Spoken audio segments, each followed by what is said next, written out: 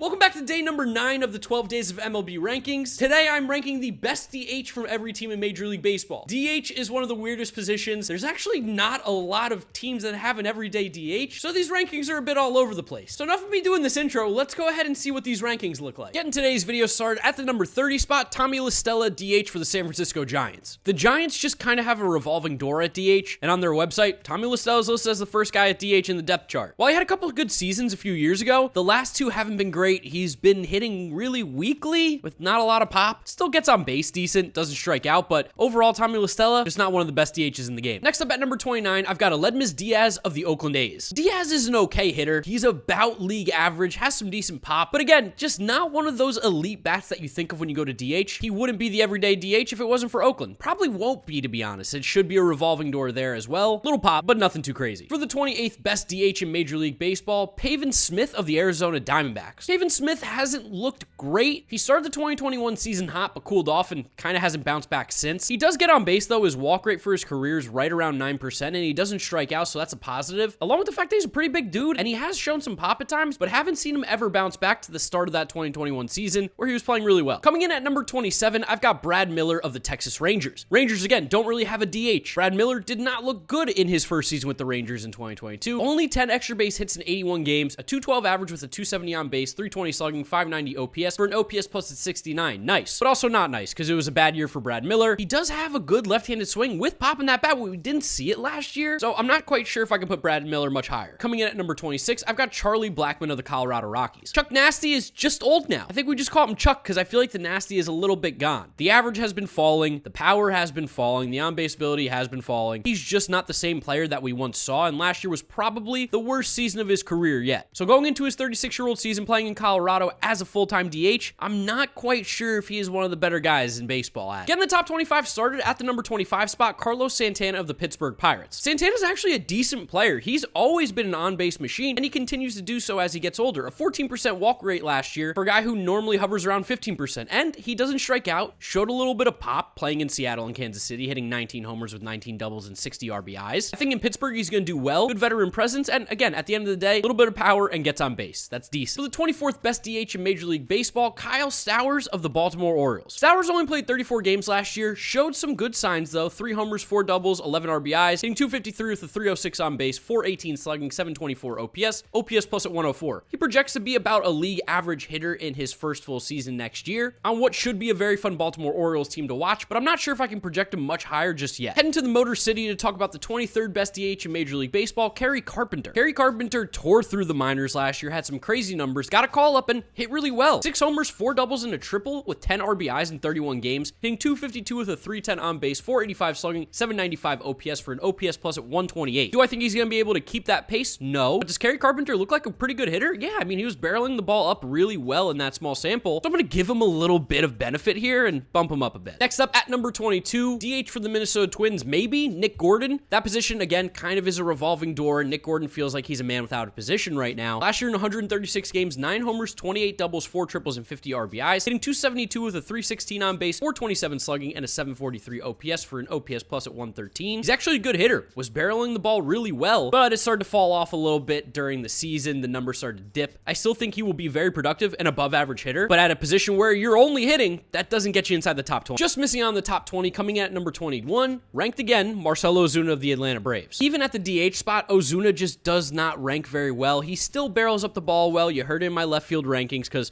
at the time he was the projected left fielder. He definitely fits DH more, but still has had 2 horrible years in a row. There's a world where he turns it on and is a top 10 DH for sure, but I'm not quite positive that's going to happen in 2023. Getting the top 20 started at number 20, Andrew McCutchen, current free agent. McCutchen in his older age obviously is not the player that he once was. He's no longer an all-star MVP kind of caliber player, but he still finds ways to be productive. Hit 27 homers in 2021, and last year with Milwaukee hit 17 homers, 25 doubles with 69 RBIs. Nice. Hitting 237 with a 316 on base, 384 slugging, and a 700 OPS. He is a platoon guy. He crushes left-handed pitching. That's what you'll see his role in 2023, and he's an above-average hitter, top 20. Coming in at 19, Jake Fraley. Fraley had a really nice 68-game stretch last year with the Reds, where he showed some pop in that bat with 12 homers and 9 doubles. He's always been an on-base machine. He doesn't really strike out too much. We saw the K rate drop to only 22% last year. There are signs that show that Jake Fraley could be a nice little ball player, and I think the power numbers will play better in Cincinnati because it's such a bandbox. So So his ability to get on base, a little bit of pop, and keep an eye out for Jake Fraley next season. For the 18th best DH in Major League Baseball, current free agent Trey Mancini. Gotta love Trey Mancini. So happy he was able to get a World Series ring last year with the Astros. His story is incredible, coming back from cancer. And after a solid 21, he had another really good 2022 season with 18 homers, 23 doubles, and 63 RBIs. The average was down to 239, 319 on base, 391 slugging, and 710 OPS, but a lot of that can be taken from the fact that he was just kind of bouncing all over the place, and Baltimore definitely wasn't as friendly to right-handed hitters as it's been in the past. Whatever team gets him, you're getting a solid DH out of Trey Mancini. Coming in at number 17, Harold Ramirez of the Tampa Bay Rays. Harold Ramirez, low-key, had a really good year last year. While he doesn't hit for much power, only 6 home runs in 120 games, he did hit 300 with a 343 on base, 404 slugging, 747 OPS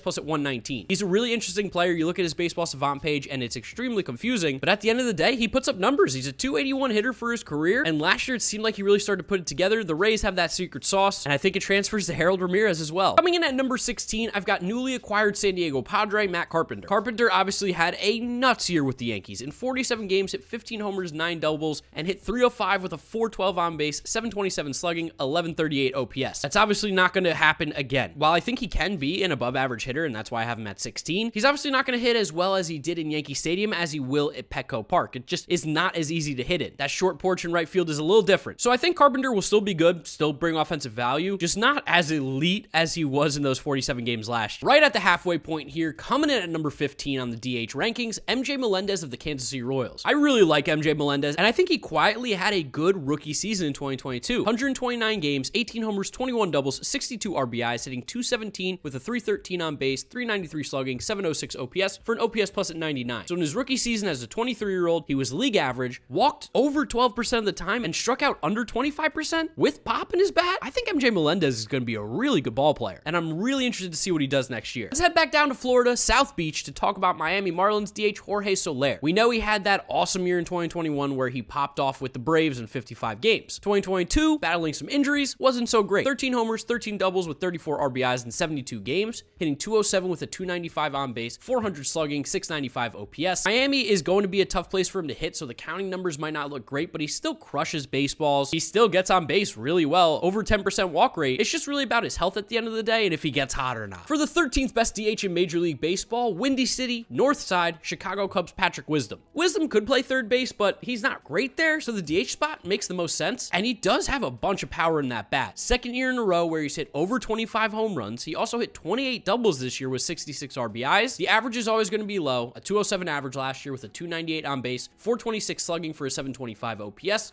plus at 102. He's going to be in a stronger lineup as well, which I think will help. And as weird as this sounds, he dropped his K rate last year 6% from 40 to 34, and he raised his walk rate, so signs are good. Patrick Wisdom definitely is a good hitter in terms of power and exit velos. It just comes down to that K rate really at the end of the day for his effectiveness. So close to the top 10, at number 12, Juan Yepez of the St. Louis Cardinals. Yepez is really good, sneaky good. Keep an eye out for him. If you're a fantasy baseball guy, look out for Juan Yepez. He's got power, extra base hit ability, hits for a decent average. The discipline looked okay. I expected it to be a little bit better maybe, but the bat is for real good. Last year in 76 games, 12 homers, 13 doubles, 30 RBIs with 253 average, 296 on base, 447 slugging, 742 OPS plus at 111. He projects well too. Big Juan Yepez guy here. Coming in at number 11, I've got Josh Naylor of the Cleveland Guardians. I know I had him ranked at first base. When I looked up the depth chart, they had him at DH as well. In 122 games, 20 homers, 28 doubles, 79 RBIs, hitting 256 with a 319 on base, 452 slugging, 771 OPS for an OPS plus at 121. Do I think he'll hit as well as he did last year? No. But do I think he's a well above average hitter, especially power-wise? Yes. He just can't touch a lefty for his life, so don't let him see him. But when Josh Naylor's facing righties, he's got pop in that bat. He's a really good hitter and a solid DH or first baseman, wherever they play him. In the top 10 start at number 10, Danny Jansen of the Toronto Blue Jays. I heard in my catcher video, Danny Jansen is low-key just a really good hitter, barrels the ball up well, doesn't strike out too much, gets on base like we saw last year. He's just a good hitter, and I feel like the DH spot is going to be able to get him more playing time because you want both of the catchers that they have bats in the lineup between Kirk and Danny Jansen. So if we're counting Danny Jansen as a DH, yeah, I think he's top 10. Just inside the top 10, at number 9, Daniel Vogelbach of the New York Mets. Vogelbach similarly cannot hit lefties like Josh Naylor, but he absolutely destroys right-handed pitching. And last year was a really solid year for Vogelbach where he had 18 homers, 19 doubles, 59 RBIs, hitting 238 with a 360 on base, 433 slugging, 793 OPS with an OPS plus at 125. Some Mets fans will like to tell you he stunk when he came to the Mets, but that's not true. He played even better with a higher batting average, on base, slugging, and OPS with the Mets including an OPS plus at 139. Vogelbach is slated to be the Mets DH right now, and I'm comfortable with it. He's very good. At number 8, I have Jesse Winker, now of the Milwaukee Brewers. A down year for Jesse Winker, and he still had an OPS plus above 103. It just didn't work for him out in Seattle. We've seen him mash the last few seasons before that with the Cincinnati Reds, where he had OPSs in the 900s. Milwaukee is a much more hitter-friendly ballpark than Seattle is, probably a better situation, and it seems like he's going to DH most of the time so he can just focus on hitting. I expect Jesse Winker to bounce back and give us one of those 20-30 years like we saw in 2021. For the 7th best DH in Major League Baseball, new acquisition of the Boston Red Sox, Justin Turner. Justin Turner, still at his old age, continues to hit, hasn't really slowed down much. Now, he's not at the levels that he once was, where he had an OPS in the 900s, but still last year finished with an OPS plus at 116. We did see the power numbers drop though, only 13 home runs, but 36 doubles with 81 RBIs, hitting 278 with a 350 on base, 438 slugging, and a 788 OPS, like I said, still a very good hitter, and I imagine playing in Boston with the Green Monster is going to help him out a bit too. Just missing out on the top 5, coming in at number 6, new Los Angeles Dodger, JD Martinez. It's like the Red Sox and Dodgers made a trade for DHs. JD had a bad year, quote unquote, last year, but still finished with an OPS plus at 117, 16 homers, 43 doubles, 62 RBIs, hitting 274 with a 341 on base, 448 slugging, and 790 OPS. Still made the All-Star team. It was still a good year. He wasn't as good as he's been, but still very good, and going to Los Angeles with the Dodgers, they apparently have his hitting guru whisperer guy over there, so fully expect JD Martinez to be annoyingly good with the Dodgers now at age 35. In the top 5 started at number 5, I've got Eloy Jimenez of the Chicago White Sox. Problem with Eloy has always been staying healthy. I think playing him at DH will help that, and hopefully the White Sox do it because he's bad in the outfield. Last year in 84 games, 16 homers, 12 doubles, 54 RBIs, with a 295 average, 358 on base, 500 slugging, and an 858 OPS. In his 4-year career, he's played 300 games. He has an OPS plus at 123, an OPS at 831, and his 162 game average is 36 homers, 28 doubles, and 108 RBIs. Eloy is a really good hitter. He just has to be on the field more so that he can show how talented he is. For the 4th best DH in Major League Baseball, heading to the Bronx to talk about Giancarlo Stanton. Giancarlo still got it. Granted, it was his worst season of his career last year, but he still did hit 31 homers, had an OPS plus at 113, OPS at 759, playing a little bit outfield too, which was confusing. Shouldn't do that. He should just be a DH, let him focus on hitting, because that's what he does best. He still has crazy exit velos, still has unbelievable pop. I don't think he's slowing down anytime soon. I think it was just an off year, and he'll be back to form like he was in 2021. Coming in as the 3rd best DH in Major League Baseball, I've got Bryce Harper of the Philadelphia Phillies. The injuries are going to hurt him. He's going to miss some time, so that's why I have him at number 3, because talent-wise, obviously he's one of the better hitters in the game. At the DH position, he's so ridiculously good. We saw him win an MVP in 2021. Granted, he was playing the outfield. Last year, more so DH. 18 homers, 28 doubles, and 65 RBIs in 99 games, hitting 286 with a 364 on base, 514 slugging, 877 OPS, OPS plus at 145. His 162 game average from the last 2 seasons is 36 homers, 47 doubles, 101 RBIs, 16 stolen bases, and an OPS at 973. When Bryce Harper eventually makes it back from injury, you know he's going to put up some crazy numbers, but missing time, going into next season, projecting how good these guys will be, he just can't put up the numbers as these next 2 who are currently healthy. Just missing on the number 1 spot, coming in at number 2 on DH, again, strictly for hitting, Shohei Ohtani. I know he's an amazing player all around. Could be the best player in baseball. You'll have to wait and see on Christmas Day where I rank him. But strictly as a hitter, I have him at number 2. 34 homers, 30 doubles, 6 triples with 95 RBIs, 11 stolen bases as well, hitting 273 with a 356 on base, 519 slugging, 875 OPS, OPS plus at 145. He is a phenomenal hitter. Shohei Ohtani's unbelievable, 2nd best DH in baseball. Because coming in at number 1, you guys all know who it is. Possibly the most talented hitter in Major League Baseball, Yordan Alvarez. Now, I know he might play a little bit of left field, Michael Brantley back, who knows, but Yordan's a DH at the end of the day. He's number 1 at either position. His offense is silly good. He puts up video game numbers. Last year, 135 games, 37 homers, 29 doubles, 97 RBIs, hitting 306 with a 406 on base, 613 slugging, 1019 OPS. Being basically a DH, Yordan finished 3rd in the MVP voting, only behind Aaron Judge, who broke a record, and Shohei Ohtani, who also pitches at a Cy Young level. This dude is absolutely nuts. 14% walk rate last year, under 20% K rate. His 162 game average for his career is 43 homers, 40 doubles, and 125 RBIs with a 973 OPS, 296 average. He's the best pure hitter possibly on the entire planet. Yordan Alvarez is a freak. What do you guys think? Did you agree or disagree with me on my DH rankings? Let me know in the comment section below. Drop a like on the video if you did enjoy it, as well as subscribe to the channel so you don't miss out on any of the content coming at you. Follow me on all my social media at GiraffeNeckMarc. Links are in the description. Thank you so much for watching. You know the drill from here on out. This is my ranking on right fielders that went up yesterday if you haven't seen it, and this will be a link to the playlist for the 12 days of MLB rankings. In case you missed any of those, click through them. It'll take you right to those videos. Thank you so much for watching. I'll see you guys all tomorrow for the relief pitcher rankings.